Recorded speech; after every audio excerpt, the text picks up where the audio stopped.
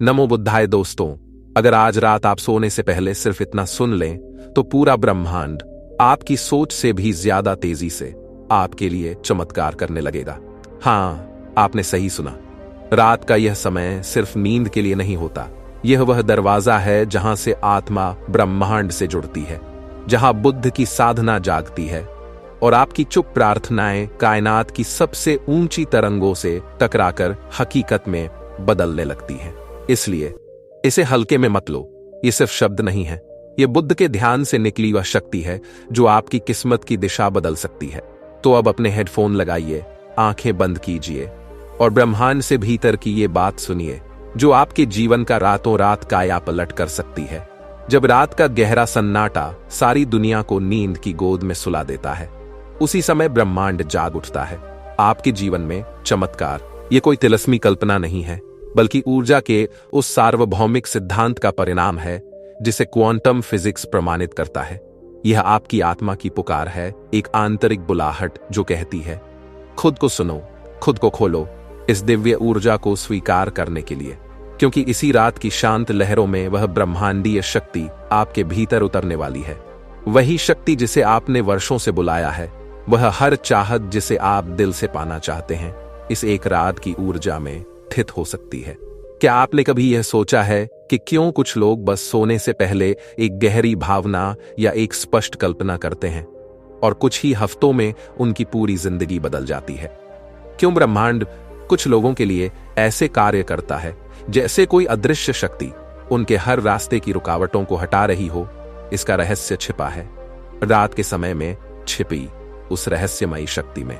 जब दिन भर का कोलाहल शांत हो जाता है, जब सोचने वाले विचार भी थक कर चुप हो जाते हैं, तब एक अदृश्य द्वार खुलता है, हमारे अवचेतन मन का द्वार।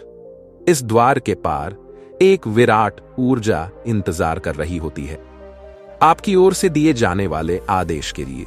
जब आप जागृत अवस्था में होते हैं, तब आपका चेतन मन सक्रिय होता है, वही मन जो सोचता है, निर्णय लेता है, लेकिन साथ ही संदेह करता है, तुलना करता है और डराता भी है। पर जैसे जैसे रात का समय आता है और शरीर विश्राम की ओर बढ़ता है, चेतन मन का प्रभाव घटता जाता है और अवचेतन मन पूरी तरह जागृत हो जाता है। यही वह क्षण होता है जब चमत्कार की प्रक्रिया आरंभ होती है। रात के समय हमारी मस्तिष्क तरंगों में बदलाव आता है। दिन भर हम बीटा वेव्स में रहते हैं, तेज लेकिन जैसे ही हम नींद की ओर अग्रसर होते हैं, हमारी मस्तिष्क तरंगे अल्फा, थीटा और फिर डेल्टा अवस्था में प्रवेश करती हैं। थीटा वेव्स वह अवस्था होती है जब हम न पूरी तरह जागे होते हैं, न पूरी तरह जागे होते हैं, न पूरी तरह सोए। एक मध्यम स्थिति जिसमें कल्पना, अंतर्ज्ञान और आत्म संवाद सबसे गहरे रूप में सक्रिय होते हैं। इसके बाद आती है डेल्टा अवस्था, वह गहरी नींद जब चेतन मन शांत होता है और अवचेतन ब्रह्मांडीय ऊर्जा के साथ सीधे जुड़ जाता है। इस अवस्था में विचारों की जगह ऊर्जा काम करती है। शब्दों की नहीं बल्कि कंपन की भाषा होती है। कर्म नहीं बल्कि कंपन और स्पंदन ब्रह्मांड तक पहुंचते हैं। जब आप इस स्थिति में कोई भावना अनुभव करते हैं तो वह केवल एक इच्छा नहीं रहती, बल्कि ब्रह्मांड के लिए एक स्पष्ट निर्देश बन जाती है। इसलिए रात का समय केवल विश्राम का समय नहीं है, यह वह रहस्यमयी खिड़की है जहां से आपकी आत्मा सीधे ब्रह्मांड से संवाद करती है। इस शांत वातावरण में आपके विचार और भावनाएं सैकड़ों गुना अधिक शक्तिशाली हो जाते हैं, क्योंकि वे अब आपके अवचेतन मन से निकलकर सीधे ब्रह्मांडीय ऊर्जा से जुड़ते हैं। यदि आप रात को भय, दुख, चिंता या गुस्से के साथ सोते हैं, तो यही कंपन ब्रह्मांड में जाते हैं और वही ऊर्जा आपके जीवन में लौट कर आती है। लेकिन अगर आप रात को आभार, विश्वास और सकारात्मक ऊर्जा के साथ सोते हैं, तो ब्रह्मांड मिरेकल मोड में शिफ्ट हो जाता है। ये किसी अंधविश्वास पर आधारित बात नहीं है, बल्कि यह न्यूरोसाइंस और क्वांटम फिजिक्स द्वारा सिद्ध तथ्य है। डॉक्टर ब्रूस लिप्टन, एक विश्व प्रसिद्ध वैज्ञानिक, कहते हैं कि हमारा अवचेतन मन हमारे जीवन का 95% संचालन करता है और यह सबसे अधिक प्रभाव ग्रहण करता है रात के समय। इसका मतलब यह हुआ कि आप जो कुछ भी रात को सोचते हैं, महसूस करते हैं, वह केवल एक ख्वाब नहीं बल्कि आने वाली हकीकत बनता है। से ही हर रात अपने इरादों को स्पष्ट कीजिए, अपने विचारों को सकारात्मक बनाइए और अपनी ऊर्जा को हल्का तथा कृतज्ञ रखिए। ब्रह्मांड लगातार सुन रहा है, पर रात के समय वह सबसे अधिक उत्तरदायी होता है। अब बात करते हैं उस सबसे शक्तिशाली समय की, रात का वह अंतिम 1 घंटा। यही वह समय है जो आपकी पूरी जिंदगी की दिशा। यह समय केवल आपके चेतन मन के लिए नहीं, बल्कि आपके अवचेतन के लिए एक पवित्र क्षण होता है, क्योंकि जो भी विचार आप सोने से पहले अपने मन में रखते हैं, वे पूरी रात ब्रह्मांड में तरंगों के रूप में गूंजते रहते हैं। हर विचार एक ऊर्जा का बीज होता है और सोने से पहले डाला गया यह बीज पूरे यूनिवर्स में फैलने लगता है। अगर यह विचार नकारात्मक, भयपूर्ण या उलझन भरे हों, तो ब्रह्मांड वैसी ही घटनाएं, अनुभव और ऊर्जा आपकी ओर खींचता है। लेकिन अगर यह विचार शांत, प्रेमपूर्ण और आभार से भरपूर हों, तो यूनिवर्स उन्हें 1000 गुना ज्यादा बल के साथ आपको लौटाता है। इसलिए हर रात सोने से पहले 3 दिव्य कार्य जरूर करने चाहिए।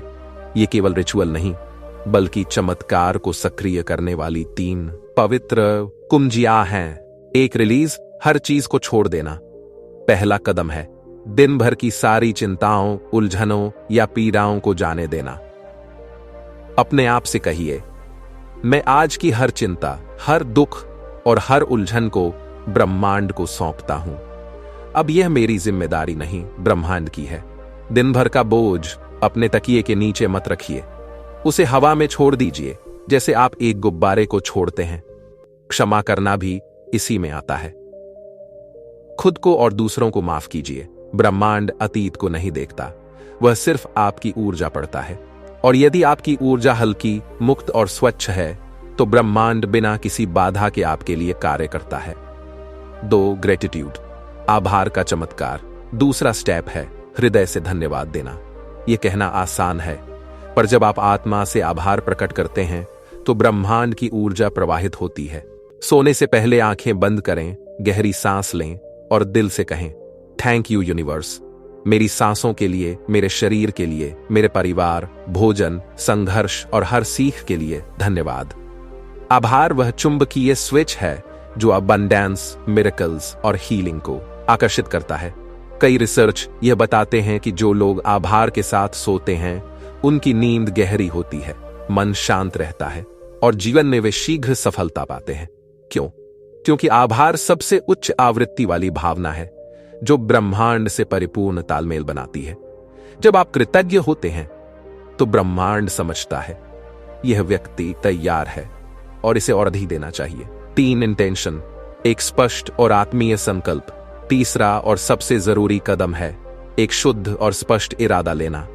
अपने जीवन के लिए एक छोटा लेकिन सच्चा संकल्प कीजिए, जैसे मैं संपूर्ण स्वास्थ्य की ओर बढ़ रहा हूं, मैं अपने जीवन साथी से मिलने के निकट हूं, मैं आर्थिक स्वतंत्रता की ओर अग्रसर हूं, मैं एक प्रेम और शांति से भरा जीवन जी रहा हूं। केवल सोचिए नहीं, बल्कि महसूस कीजिए कि यह सब पहले से घट चुका है, क्योंकि यूनिवर्स इच्छाओं पर नहीं चलता, वह आपकी कंपन और विश्वास पर कार्य करता है। जैसे ही आप एक स्पष्ट इंटेंशन रखते हैं, आपकी ऊर्जा लेजर फोकस में आ जाती है और वही ऊर्जा ब्रह्मांड को कमांड देती है, यही मेरा लक्ष्य है, इसे मेरी ओर भेजो। कोशिश नहीं, विश्वास कीजिए, क्योंकि जब आप विश्वास के साथ सोते हैं, तब ब्रह्मांड पूरी रात आपकी रियलिटी को चुपचाप पुनः रचता है। तो आज रात बस इतना करना है, सब कुछ छोड़ दीजिए, अपने मन और ऊर्जा को हल्का कीजिए, दिल से आभार जताइए हर उस अनुभव के लिए जो आपको आज मिला, और अंत में एक आत्मीय और स्पष्ट संकल्प के साथ विश्राम कीजिए, ताकि ब्रह्मांड आपकी आत्मा की आवाज सुन सके और आपके जीवन में चमत्कारों का प्रवाह शुरू कर सके। ये 3 सरल लेकिन गहरे कदम आपके और ब्रह्मांड के बीच की उस ऊर्जा को साफ कर देंगे जो अब तक आपकी इच्छाओं के रास्ते में बाधा बनी हुई थी। और जब वह अवरोध हट जाएगा, तब ब्रह्मांड के पास कोई वजह नहीं बचेगी आपको चमत्कारों से वंचित रखने की, क्योंकि अब आपने खुद को एक खुली, ग्रहणशील अवस्था में ला दिया है, जैसे एक चुंबक, एक ब्रह्मांडीय पात्र, एक ऊर्जा रिसीवर। अब बस विश्वास के साथ नींद की गोद में उतर जाना है और ब्रह्मांड को अपना जादू रचने देना है। Guided night manifestation ritual. अपनी आंखें धीरे से बंद कर लीजिए, आराम से लेट जाइए और अपने पूरे शरीर को ढीला छोड़ दीजिए। अब कहीं भागना नहीं है, कुछ सोचना नहीं है, सिर्फ भीतर की ओर जाना है। गहरी सांस लें और धीरे धीरे छोड़ें। 1, 2, 3। हर बार जब आप सांस छोड़ते हैं तो आपके शरीर से तनाव बाहर निकलता जा रहा है, मन शांत हो रहा है और आत्मा एक नई गहराई में प्रवेश कर रही है। अब अपने भीतर से यह शब्द कहिए, मैं शांत हूं, मैं मुक्त हूं, ब्रह्मांड मेरे लिए कार्यरत है। इन शब्दों को केवल बोलना नहीं है, उन्हें अपने भीतर महसूस कीजिए। हर शब्द एक ऊर्जा है, एक संकेत है जो सीधे ब्रह्मांड तक पहुंचता है। अब कल्पना कीजिए, आकाश से एक नीली चमकती हुई दिव्य ऊर्जा आपके सिर के ऊपर उतर रही है। बहुत शांत, बहुत कोमल, पर असीम शक्तिशाली। यह ऊर्जा अब आपके सिर को स्पर्श कर रही है। आपके मस्तिष्क की सारी थकान, हर तनाव, हर नेगेटिव थॉट्स इस ऊर्जा से धीरे धीरे धुल रहे हैं। अब यह ऊर्जा आपकी आंखों के पीछे पहुंच रही है, जहां आपकी दृष्टि को नया स्पष्टता मिल रही है। अब आप अपने सपनों को साफ साफ देख पा रहे हैं। यह ऊर्जा आपके गले में प्रवेश कर रही है, जहां सालों से दबे हुए शब्द, अनकहे जज्बात आजादी पा रहे हैं। आपका गला खुल रहा है, सच्चाई और आत्म अभिव्यक्ति की शक्ति सक्रिय हो रही है। अब यह ऊर्जा आपके हृदय में प्रवेश कर रही है, जहां पुराने जख्म, दर्द और स्मृतियां धीरे धीरे पिघलने लगी हैं। एक गर्माहट, एक प्रेम की लहर आपके सीने में फैल रही है। ब्रह्मांड फुसफुसा रहा है, तुम प्रेम हो, तुम सुरक्षित हो, तुम पूर्ण हो। अब यह ऊर्जा आपके पेट में पहुंच रही है, आत्मबल को जागृत कर रही है, आत्मविश्वास और शांति दोनों को एक साथ सशक्त कर रही है। अब यह पूरी ऊर्जा आपके शरीर में बह रही है।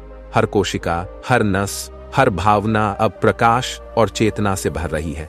अब ब्रह्मांड को पुकारिए, प्रिय ब्रह्मांड, मैं अब तैयार हूं, मैं अब तैयार हूं। मैं मिरेकल्स, प्रेम और समृद्धि को ग्रहण करने के लिए खुला हूं। धन्यवाद, धन्यवाद, धन्यवाद। हर बार जब आप धन्यवाद कहते हैं, ब्रह्मांड आपके और करीब आ जाता है। आप और ब्रह्मांड अलग नहीं हैं, आप स्वयं ब्रह्मांड का ही एक रूप हैं और यह संपूर्ण सृष्टि अब आपके लिए कार्यरत है।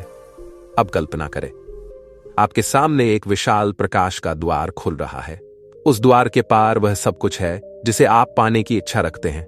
प्रेम, धन, स्वास्थ्य, शांति, सफलता, सब कुछ अब उस द्वार के भीतर प्रवेश कर जाइए। आप अब उस दुनिया में हैं जहां हर चीज संभव है, जहां ब्रह्मांड हर इच्छा को पूर्णता की ओर ले जा रहा है। अब अपने भीतर कुछ पुष्टि वाक्य दोहराइए। मैं ब्रह्मांड की ऊर्जा से जुड़ा हूं, मेरे विचार मेरी वास्तविकता बना रहे हैं, मेरे जीवन में चमत्कार प्रकट हो रहे हैं, जो भी मैं चाहता हूं वह मेरी ओर खींच रहा है। धन्यवाद ब्रह्मांड इन असीम आशीर्वादों के लिए। मेरी हर इच्छा अब पूरी होने की ओर बढ़ रही है। मैं पूरी तरह सुरक्षित हूं, ब्रह्मांड मेरे साथ है। हर पुष्टि वाक्य ब्रह्मांड की ऊर्जा से आपके मिलन को और सशक्त बना रहा है। हर सोच, हर कल्पना अब आपके भविष्य को आकार दे रही है। अब कुछ क्षणों के लिए शांत लेटे रहिए, कुछ न सोचिए, बस इस ऊर्जा को अनुभव कीजिए। यह कोई कल्पना नहीं है, यह आपके मैनिफेस्टेशन की शुरुआत है। जब आप अब सोने जा रहे हैं तो एक भावना को साथ लेकर सोइए, जो मैंने मांगा है वह मुझे मिल रहा है। धन्यवाद ब्रह्मांड, चमत्कार मेरे रास्ते पर है। Extended night affirmations for subconscious reprogramming. मैं ब्रह्मांड की अनंत ऊर्जा से गहराई से जुड़ा हूं। हर क्षण मैं इस दिव्य शक्ति को अपने भीतर अनुभव कर रहा हूं। मैं अब वह माध्यम हूं जिसके जरिए ब्रह्मांड चमत्कार प्रकट करता है। मेरी आत्मा, मेरी ऊर्जा, मेरा विश्वास अब ब्रह्मांड की लहरों के साथ समरस हो चुके हैं। मेरे विचार ही मेरी आने वाली हकीकत की नींव है। हर पॉजिटिव विचार मेरे कल को और सुंदर बना रहा है। मैं जान चुका हूं, मेरी सोच ही मेरी दुनिया दरती है। हर भावना, हर कल्पना अब मेरी इच्छित वास्तविकता को जन्म दे रही है। मेरे जीवन में चमत्कार लगातार घट रहे हैं। हर दिन कुछ अद्भुत, कुछ अलौकिक मेरे जीवन में आ रहा है। ब्रह्मांड मेरी ऊर्जा को पहचानता है और मुझे उसकी ऊंचाइयों तक ले जा रहा है। अब मैं उस मार्ग पर हूं जहां असंभव भी संभव हो रहा है। जो भी मैं दिल से चाहता हूं वह धीरे धीरे मेरी ओर आ रहा है। मेरे संकल्प, मेरा इरादा और मेरा विश्वास अब ब्रह्मांड में प्रतिध्वनित हो रहे हैं। मेरी हर इच्छा, हर सपना अब यूनिवर्स की योजना का हिस्सा बन चुके हैं। अब हर रास्ता मुझे मेरी मनचाही जिंदगी की ओर ले जा रहा है। धन्यवाद ब्रह्मांड, आपके अनंत प्रेम और आशीर्वादों के लिए। मैं कृतज्ञ हूं उन सभी चीजों के लिए जो मुझे मिली हैं और जो मिलने वाली हैं। धन्यवाद ब्रह्मांड, आपने मुझे थामा, गाइड किया, तैयार किया। मैं धन, प्रेम, स्वास्थ्य और शांति के योग्य हूं। मैं संपूर्ण हूं। मैं इस ब्रह्मांडीय कृपा का पात्र हूं। अब मैं अबंडेंस को अपने जीवन में सहजता से स्वीकार कर रहा हूं। मेरी हर इच्छा मुझे सरलता से प्राप्त हो रही है। सब कुछ मेरे सर्वोत्तम के लिए घट रहा है। हर चुनौती अब एक अवसर बनती जा रही है। मैं जहां भी जाता हूं, ब्रह्मांड मेरे लिए रास्ता आसान करता है। मेरे साथ कुछ भी गलत नहीं हो सकता, क्योंकि ब्रह्मांड मेरे साथ है। धन्यवाद, धन्यवाद, धन्यवाद। हर सांस के साथ ब्रह्मांड को दिल से धन्यवाद दीजिए। Thank you for this life, this peace, this connection. Thank you universe for making me a magnet for miracles. अब मैं पूरी तरह समर्पण करता हूं। विश्वास के साथ खुद को ब्रह्मांड के हवाले करता हूं। विश्वास के मुझे पता है जो मेरे लिए सर्वोत्तम है, ब्रह्मांड वही देगा। मैं अपने सपनों, अपनी इच्छाओं को ब्रह्मांड के सुपुर्द करता हूं। अब सिर्फ विश्वास बाकी है और तुम हो मेरे साथ। रात की इस शांत अनुभूति में मैं स्वयं को खोकर ब्रह्मांड को पा रहा हूं। मेरी आत्मा, मेरा मन, मेरा अवचेतन अब पूरी तरह समरस है। Thank you universe. मैं तैयार हूं चमत्कारों के स्वागत के लिए, अब और हमेशा के लिए। अब कुछ क्षण सांसों पर ध्यान दीजिए। विश्राम करते हैं, वह आपकी इच्छाओं को आकार दे रहा होता है। अभी आपने जो बीज बोए हैं वे अब ब्रह्मांड की भूमि में रोपित हो चुके हैं और उनका फल निश्चित है। अपने संदेहों को अब सुला दीजिए और विश्वास को ज्यादा दीजिए, क्योंकि जब कोई व्यक्ति सच्चे दिल से, पूर्ण आस्था से ब्रह्मांड को पुकारता है तो ब्रह्मांड कभी पीछे नहीं हटता। तो आज की रात सिर्फ इतना समझ लीजिए, चमत्कार हो रहा है। अगर इस अनुभव ने आपके हृदय को छू लिया हो तो इस वीडियो को आने वाले 7 दिनों तक सुने। अगर आपको यह महसूस हो रहा है कि आप अब ब्रह्मांड की ऊर्जा से सच में जुड़ गए हैं तो इस ऊर्जा को दूसरों तक पहुंचाइए। इस वीडियो को लाइक कीजिए, कमेंट में थैंक यू यूनिवर्स लिखकर अपनी मंशा को दोहराइए और उस व्यक्ति तक यह ऊर्जा पहुंचाइए जिसे इसकी सबसे अधिक आवश्यकता है। और हां, यदि आप हर दिन ऐसी ही दिव्य ऊर्जा के साथ जुड़ना चाहते हैं तो अभी द इंस्पायर्ड इंडिया चैनल को सब्सक्राइब करें, क्योंकि यहीं से शुरू होती है आपकी नई जिंदगी और आपके असली चमत्कार। महात्मा बुद्ध कहते हैं, मन पर जीत ही सच्ची विजय है और मन की हार ही सच्ची पराजय। मनुष्य का सबसे बड़ा शत्रु उसका स्वयं का चंचल मन होता है। यदि वह चाहे तो जीवन को रसातल में पहुंचा सकता है और यदि चाहे तो उसे समृद्धि की ओर ले जा सकता है। नमस्कार दोस्तों, आपका स्वागत है हमारे इस आध्यात्मिक यात्रा में। जब हम अपने मन की हर बात मान लेते हैं तो वह हमारा मार्गदर्शक बन जाता है, चाहे दिशा सही हो या गलत।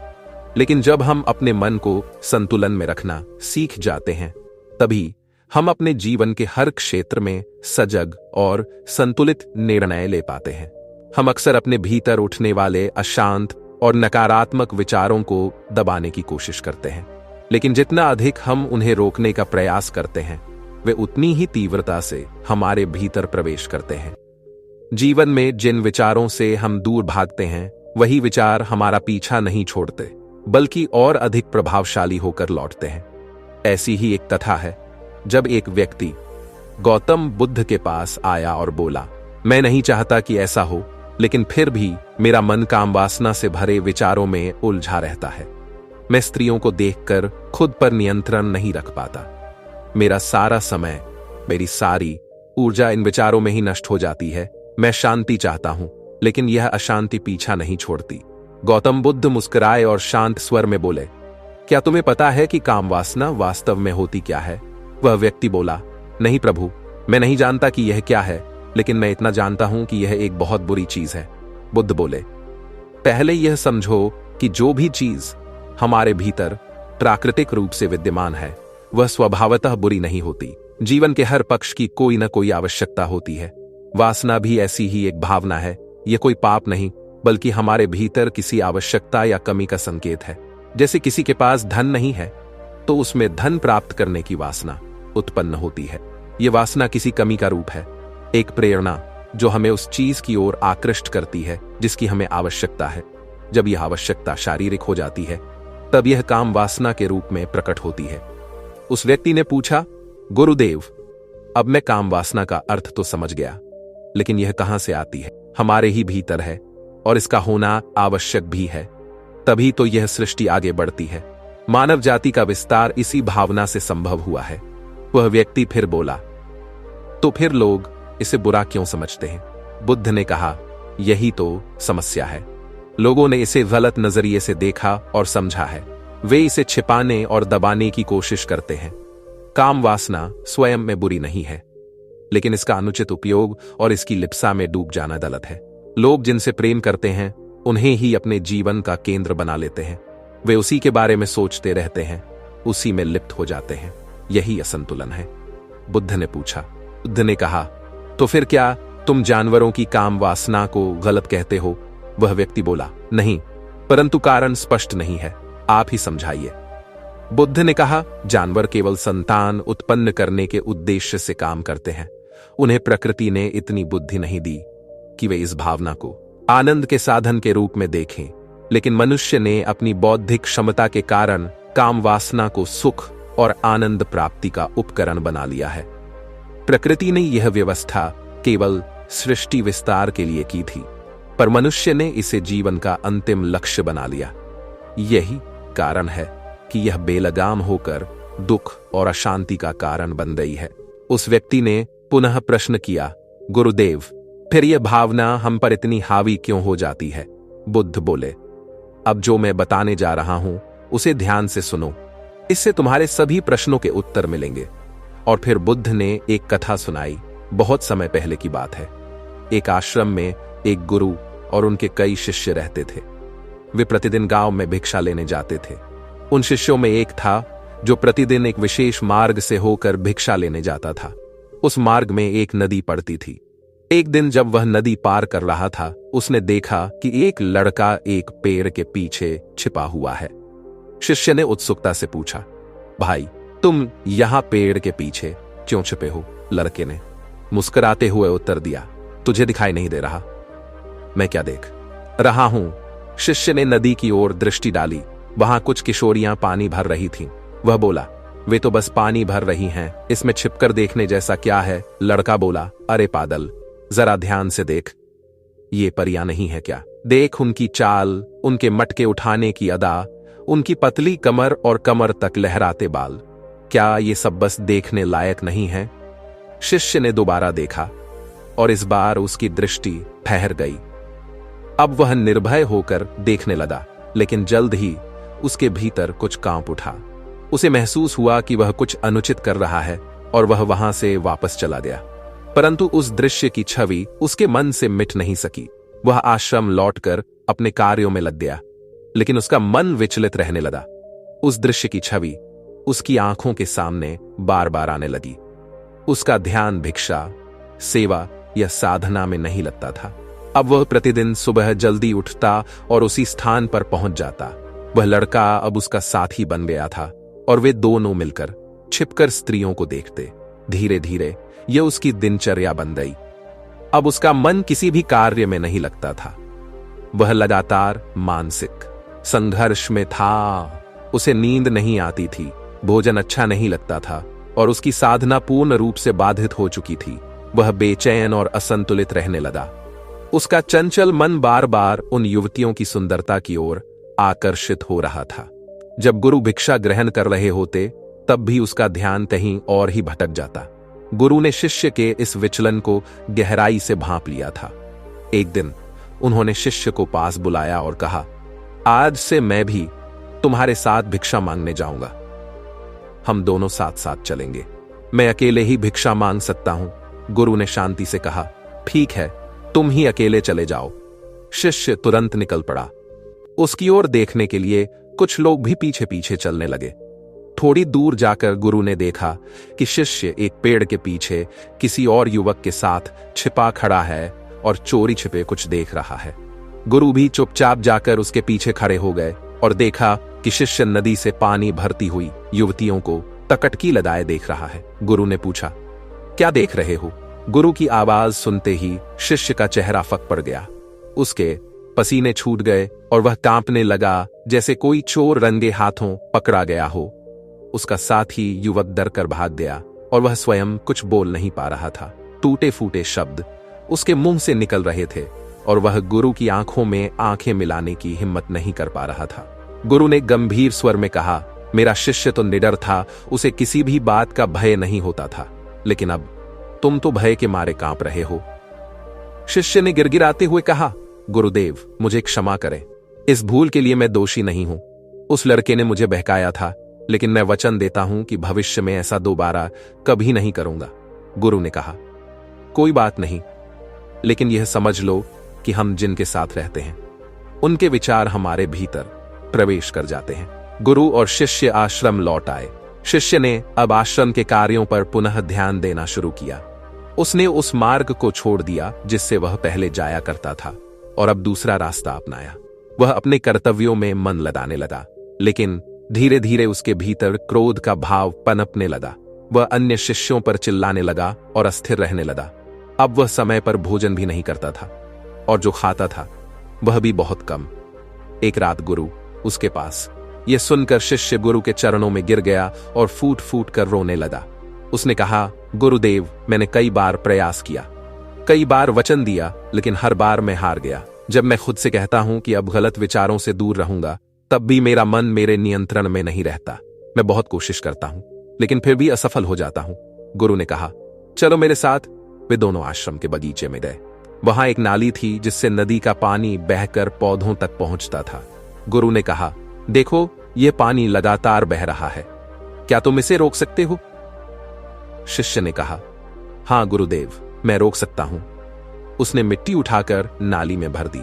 पानी कुछ समय तक रुका, लेकिन फिर धीरे धीरे मिट्टी के ऊपर से बहने लगा। गुरु ने कहा, अरे, पानी तो फिर बहने लगा। अब शिष्य ने कंकड़ और पत्थर डाल दिए। पानी फिर कुछ पल थमा, पर जल्द ही वह भी पत्थरों के ऊपर से बहने लगा। गुरु मुस्कुराए और बोले, देखो, पानी बार बार बह निकलता है।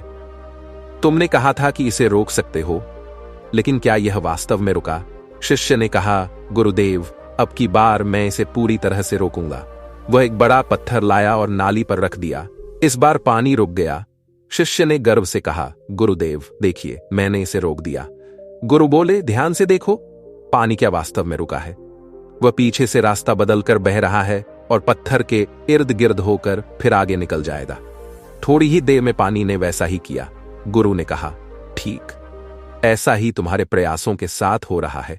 तुम बार बार प्रयास कर रहे हो, कभी मिट्टी, कभी पत्थर से, लेकिन विचारों का प्रवाह फिर भी चल रहा है। विचारों को जबरदस्ती दबाकर रोका नहीं जा सकता।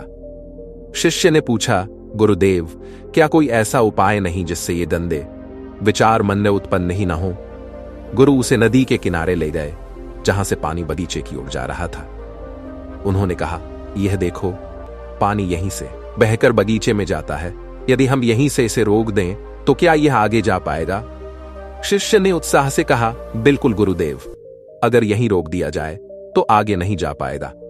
उसने मेहनत से मिट्टी और पत्थर डालकर नाली का मुख बंद कर दिया और कहा, गुरुदेव, अब यह पानी बगीचे में नहीं जाएगा। गुरु बोले, सही कहा, लेकिन सोचो, यदि पानी बगीचे में नहीं जाएगा तो पौधे सूख जाएंगे। उनमें से कई को प्रतिदिन पानी की आवश्यकता है। तुमने पानी रोक तो दिया, लेकिन अब ये पौधे कैसे जीवित रहेंगे? शिष्य ने गंभीरता से बात को समझा और पानी का मार्ग फिर खोल दिया। तब गुरु ने पूछा, यदि हम पूरी नदी का पानी बगीचे की ओर मोड़ दें तो क्या होगा? शिष्य बोला, किसी चीज को पूरी तरह रोकना या पूरी तरह बहने देना, दोनों ही विनाश का कारण बनते हैं। सच्ची बुद्धिमानी संतुलन में है। जैसे कम पानी से पौधे मुरझा जाते हैं और अधिक पानी से गल जाते हैं, वैसे ही हमारे विचारों को संतुलन में रखना सीखो। न तो दमन करो, न ही उन्हें पूरी तरह खुला छोड़ दो। गुरु ने शिष्य से कहा, जीवन हमेशा संतुलन पर टिका होता है। अगर मैं तुमसे कहूं कि आम के बारे में मत सोचो, तो तुम्हारे मन में सबसे पहले क्या चित्र आएगा? शिष्य ने तुरंत उत्तर दिया, गुरुदेव, मेरे मन में तो आम की ही छवि उभरेगी। गुरु मुस्कुराते हुए बोले, देखा, यही होता है जब हम किसी विचार को जबरन रोकते हैं, वह और भी अधिक ताकत के साथ हमारे अंदर प्रवेश करता है। इसलिए हमें कभी भी गंदे या नकारात्मक विचारों को दबाने की कोशिश नहीं करनी चाहिए। इसके बाद गुरु शिष्य के पास आए और बोले, संगति का प्रभाव भी बहुत गहरा होता है। कई बार हमारे भीतर कोई बुरी प्रवृत्ति नहीं होती, लेकिन यदि हम गलत संगति में रहते हैं तो वह हमारे ऊपर हावी हो जाती है। कुछ लोगों के साथ रहकर हमारी सोच दूषित हो जाती है, भले ही हम वैसे न हो। शिष्य ने सिर झुकाकर कहा, गुरुदेव, आप बिल्कुल सही कह रहे हैं। मैं अपने लक्ष्य से भटक गया था। उस रात शिष्य बहुत गहरी नींद में सोया, मन शांत था। अगली सुबह वह पूरी ऊर्जा के साथ अपने कार्यों में लग गया। फिर वह भिक्षा के लिए वहीं गया जहां पहले वह विचलित होता था। वहां उसने देखा कि वही लड़का आज भी पेड़ के पीछे छिपा लड़कियों को देख रहा था। शिष्य नदी के किनारे पहुंचा, जहां कुछ महिलाएं पानी भर रही थीं। उसने उनसे जल मांगा।